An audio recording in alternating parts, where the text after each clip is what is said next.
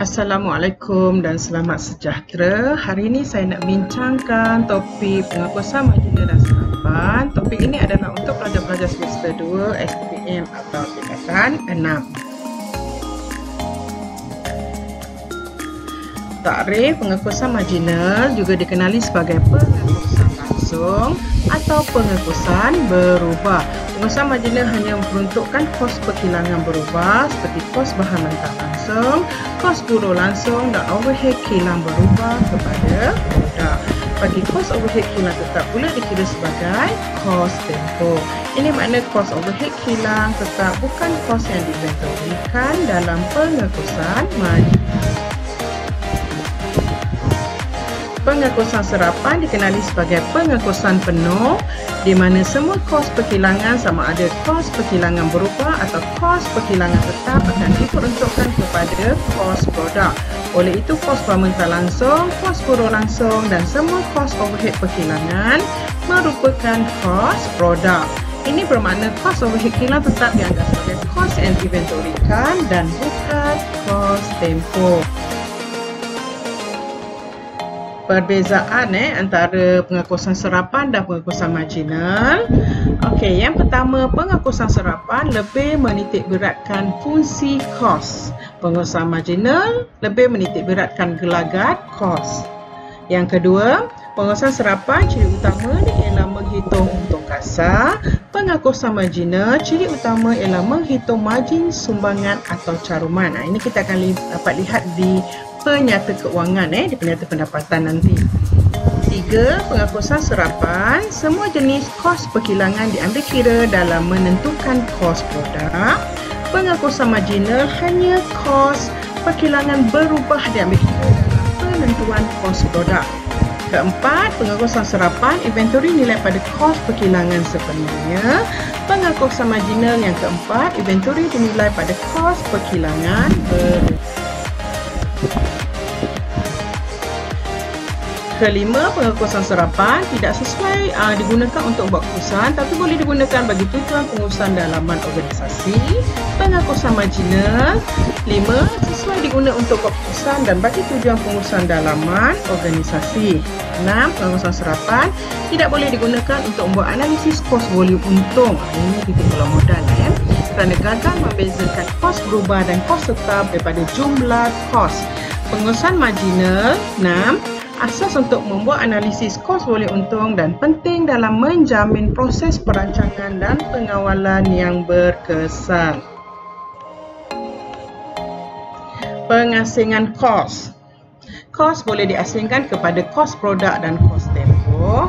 Okey, untuk pengakusan serapan, kos produk dia adalah kos bahan langsung, kos buruh langsung, kos overhead kilang berubah, kos overhead kilang tetap. Untuk pengakusan marginal, kos produk adalah kos bahan langsung, kos buruh langsung, kos overhead kilang berubah.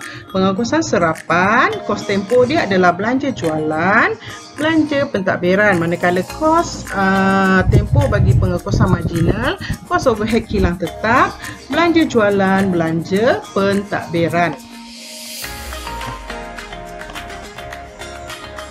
Okey, kos tetap dan kos berubah. Kos sebenarnya boleh dibahagikan kepada 3 jenis mengikut tingkah laku, iaitu kos tetap, kos berubah dan kos campuran. Okey, kos tetap ialah kos yang jumlahnya tidak berubah mengikut perubahan unit pengeluaran.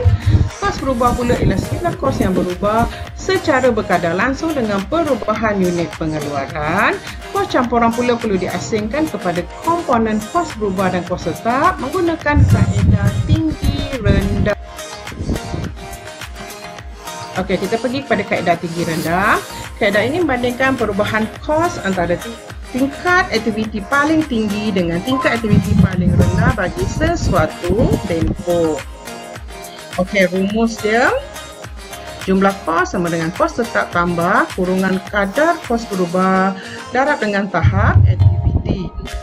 Kadar kos berubah sama dengan kos tertinggi tolak kos terendah dibahagi dengan aktiviti tertinggi tolak aktiviti terendah.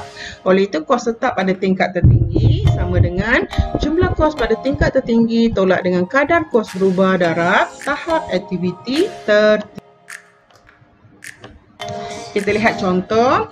Syarikat Norwich mempunyai butiran mengenai pengeluaran dan jumlah kos sendiri barangan dapur keluarannya. Okey, dia ada pengeluaran, dia ada dalam unit, dia ada jumlah kos dalam RM.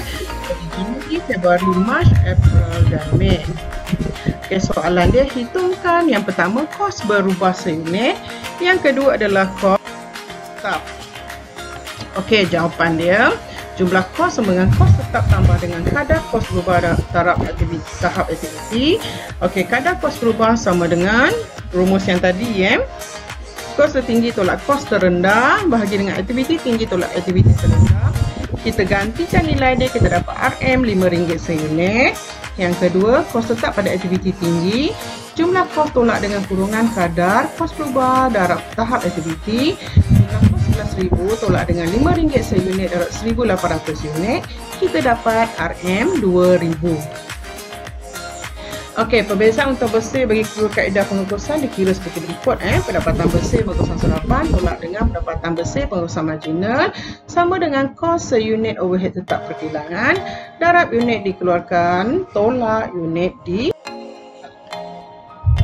penyediaan penyata keuangan. Contoh, syarikat COVID-19 Berhad yang baru memulakan operasi telah memberikan maklumat maklumat berikut berkaitan satu produk keluarannya bagi tahun 2019.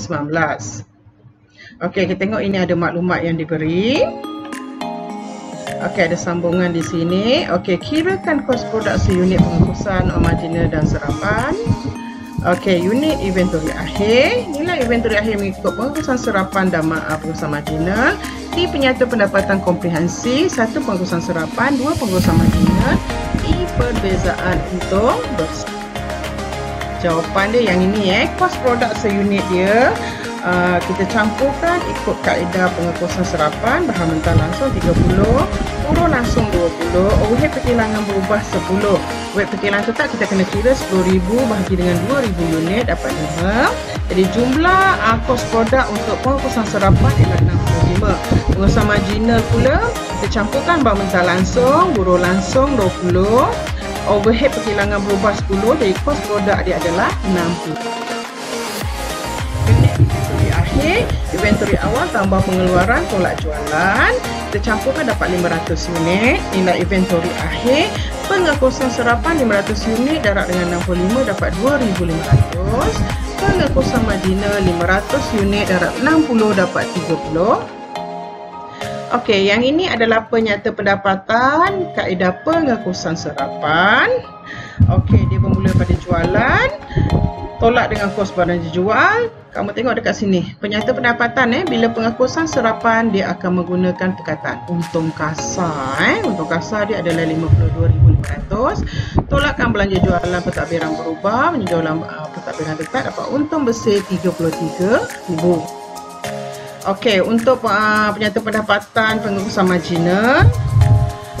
Okey, kita tunjukkan start daripada jualan, tolak kos barang dijual. Okey, dekat sini kita tengok dia menggunakan perkataan margin sumbangan atau margin caruman. Okey, jadi dapat 48,000. Tolak belanja tetap dapat untung bersih 30,500. Okey, perbezaan untung bersih dia Okey, perbezaan untung bersih dia 500 darab RM5, 65 tolak 60 lah dapat 5 2,500. Dekat sini ada panjang lah penerangan dia. Kamu boleh baca cuba fahamkan kenapa wujudnya perbezaan itu. Okey, pelarasan overhead terlebih atau terkurang serap. Yang ini rumus lah dia rumus bila ada terlebih atau terkurang serap. Tengok bila terlebih serap, kita kalau sebelum untung kasar kita akan tolak lah. Okey, kalau dia terkurang serap sebelum untung kasar kita akan tambah. Okey, contoh syarikat Corona Berhad memberikan data operasi perniagaan bagi tahun berakhir 1 Disember 2019 seperti berikut. Yang ni ada maklumat dia lah. Kau boleh tengok. Okey, overhead tetap sama juga kos jualan pentadbiran. Okey, dikehendaki sediakan penyata pendapatan mengikut kaedah pengukusan marginal dan pengukusan. serapan. Inilah jawapan dia. Kamu tengok untuk yang penyata pendapatan yang ini ada untung kasar ni sebenarnya adalah untuk yang serapan. Serapan ni untung kasar. Kamu tengok jawapan dia yang ini dapat untung bersih. Okey, yang seterusnya ini adalah marginal. Kamu tengok dia ada perkataan margin sumbangan. Okey, jadi ada jalan kerja dia. Okey, kebaikan dan kelemahan penghapusan serapan. Okey, kebaikan dia dapat membuat pengasingan antara kos keluaran dan kos tempoh. Okey, dapat membantu menentukan untung kasar dan untung bersih bagi suatu tempoh. 3, overhead kilang digunakan sepenuhnya dan diserap ke dalam unit keluaran. 4, sesuai bagi laporan luar kerana mematuhi piawai. Okey, kelemahan dia menyukar proses pembuatan keputusan kerana semua kos perlu diambil kira.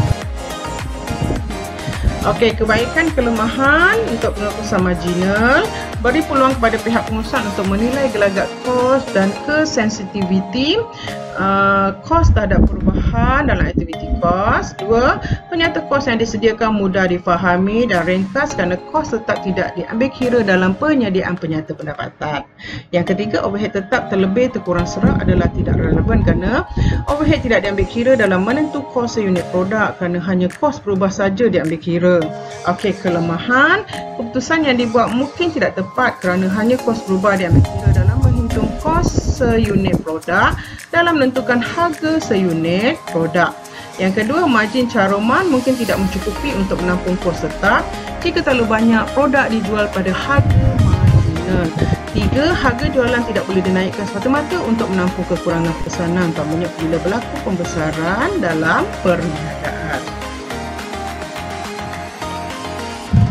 Okey, yang keempat, kebaikan dia, untung merupakan fungsi jualan. Sepatutnya untung harus mengambil kira kedua fungsi jualan dan keluaran. 5, untung sebenar dapat tentukan kerana kos tetap tidak diserap dalam kos inventory akhir. 6, merupakan asas untuk melakukan analisis kos volum untung dan menyediakan belanjawan fleksibel. Ini ada part kita. Okey, kelemahan, inventory dikurang nyatakan semasa menyediakan pendapatan. 5, tidak sesuai digunakan bagi tujuan penaksiran cukai. Okey, jika rasa video ini bermanfaat, boleh like, share dan subscribe. Terima kasih.